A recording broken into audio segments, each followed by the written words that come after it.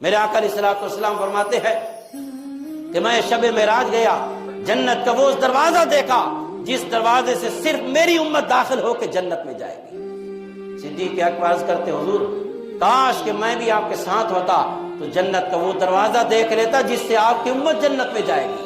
تو میرے آقا کریم فرماتے صدیق غم نہ کر، اس دروازے سے سب سے پہلا جو میرا امتی داخل ہوگا وہ صدیق اکبر ہوگا۔ فرمایا غم نہ کر۔